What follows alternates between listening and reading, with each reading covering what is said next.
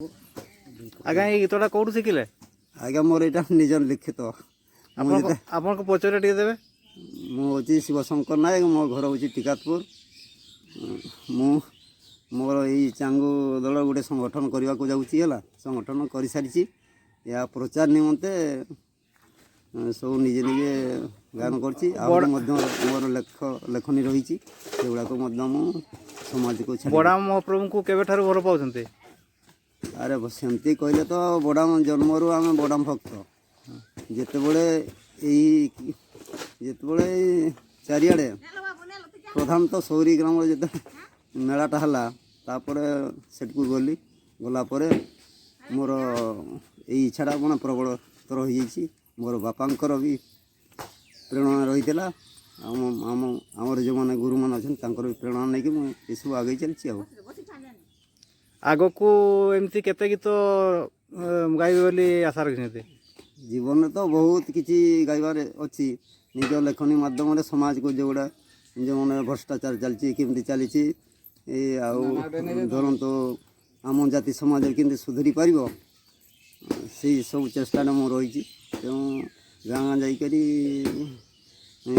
ଚାଙ୍ଗୁ ଦଳ ମାଧ୍ୟମରେ ଏଗୁଡ଼ାକ ପ୍ରଚାର କରିବା ଆରମ୍ଭ କରିଦେଇଛି। ବର୍ତ୍ତମାନ ଏହା ଜାରି ରହିଛି। ବାଥୁଳି କୂଳରେ ଜନ୍ମ ହୋଇ ଆପଣ କେତେ ଗର୍ବ ମନେ କରୁଛନ୍ତି? ଆରେ ବାଥୁଳି କୂଳରେ ତ ମୁଁ ଜୀବନଟାକୁ ଧନ୍ୟ ମନେ କରୁଛି, ଯେ ଏପରି କୂଳରେ ଜନ୍ମ ହୋଇକରି ମୁଁ ଆଜି ମାନେ ଜୀବନକୁ ଧନ୍ୟ ମନେ କରୁଛି। ଜୟ ବଡ଼ା। ଜୟ ବଡ଼ା। ମୋତେ ବଡ଼ାମ କଲାରେ ବାଇ ମୋ ଭାଇ, ମୋତେ ବଡ଼ାମ କଲାରେ ଭାଇ, ସଙ୍ଗେ ଧରି ପାଞ୍ଚ ବାଇ ନାଚିଲି ମୁଁ ଥେଇ, ସଙ୍ଗେ ଧରି ପାଞ୍ଚ ଭାଇ ନାଚିଲି ମୁଁ ଥେଇ, ଚାଙ୍ଗୁ ବାଇ ଦ ବଜାଇ, ମୋତେ ବଡ଼ାମ କଲାରେ ବାଇ ମୋ ଭାଇ, ମୋତେ ବଡ଼ାମ କଲାରେ ବାଇ। ବଡ଼ାମଙ୍କ ଗୁଣ ମାନ କରିବା ଆମେ ଗାୟନ, ବଡ଼ାମଙ୍କ ଗୁଣ ମାନ କରିବା ଆମେ ଗାୟନ, ତା ସଙ୍ଗେ ନୀତି ନିୟମ, ତା ସଙ୍ଗେ ନୀତି ନିୟମ କରିବା ଆମେ ପାଳନ, ମୋତେ ବଡ଼ାମ କଲାରେ ବାଇ ମୋ ଭାଇ, ମୋତେ ବଡ଼ାମ କଲାରେ ବାଇ।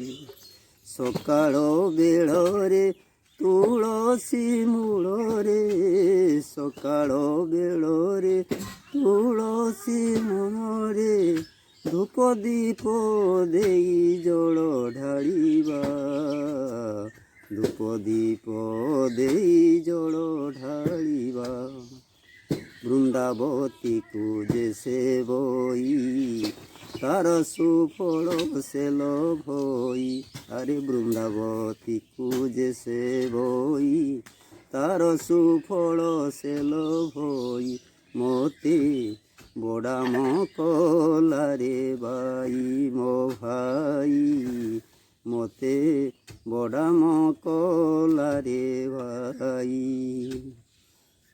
ସକାଳ ସନ୍ଧ୍ୟାବେଳେ ଧୂପ,